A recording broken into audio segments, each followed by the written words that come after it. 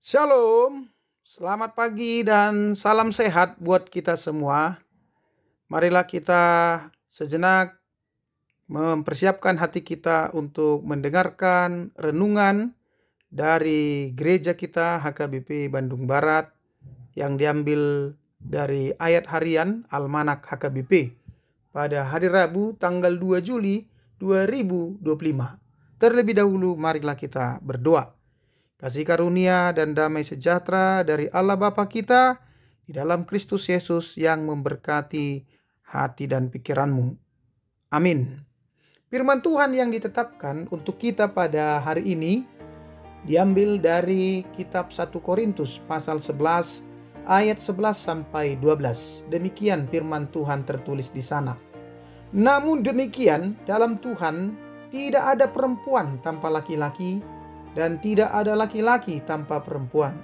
Sebab sama seperti perempuan berasal dari laki-laki, demikian pula laki-laki dilahirkan oleh perempuan, dan segala sesuatu berasal dari Allah.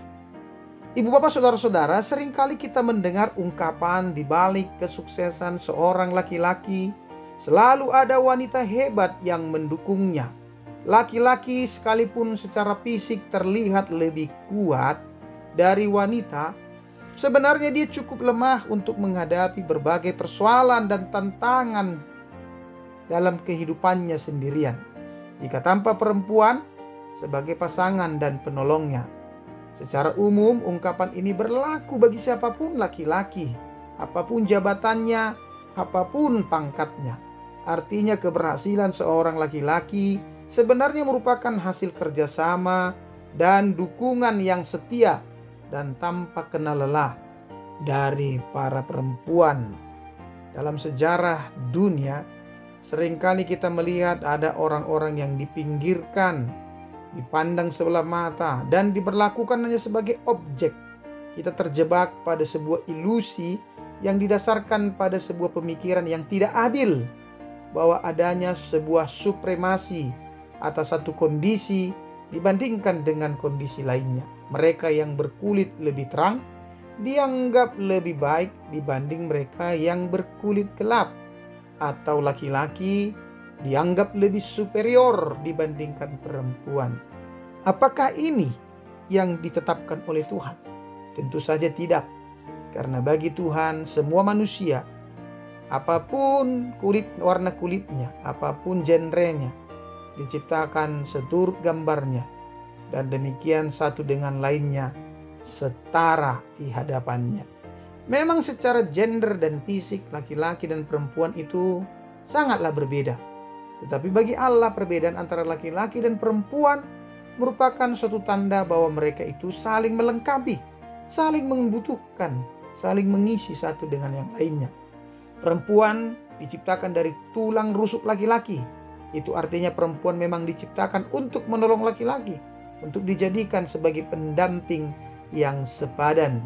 Namun di dalam realitas kehidupan dari zaman dahulu sampai hari ini, sering perempuan diperlakukan lebih rendah dari laki-laki.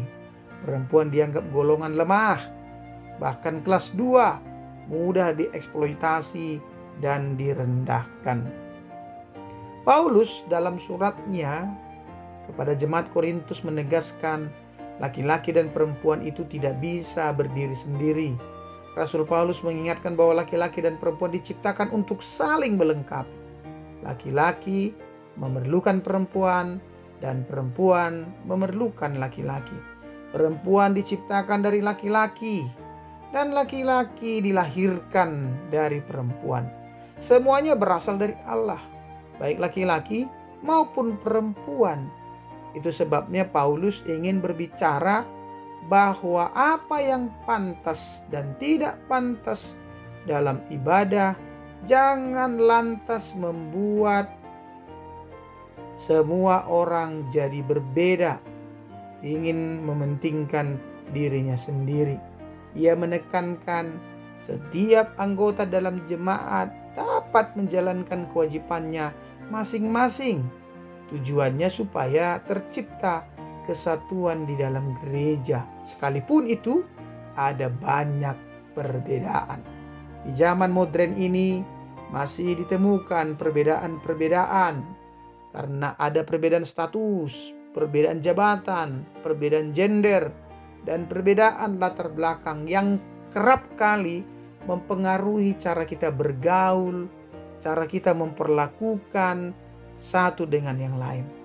Janganlah kita terjebak dalam persaingan dan perdebatan peran gender, peran warna kulit, atau peran status, sehingga kita tidak mampu lagi menghargai dan mengakui peran satu dengan yang lainnya. Tapi kita harus mampu hidup saling menghargai, hidup saling mengakui, hidup saling menerima sebagai bagian dari rencana Allah untuk menghadirkan damai sejahtera.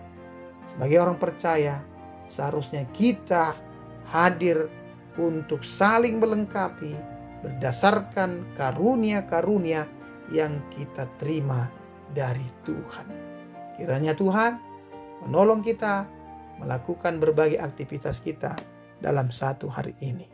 Amin. Anugerah dari Tuhan kita Yesus Kristus, kasih setia dari Allah Bapa, dan persekutuan Roh Kudus itulah senantiasa memberkati engkau sekalian. Amin.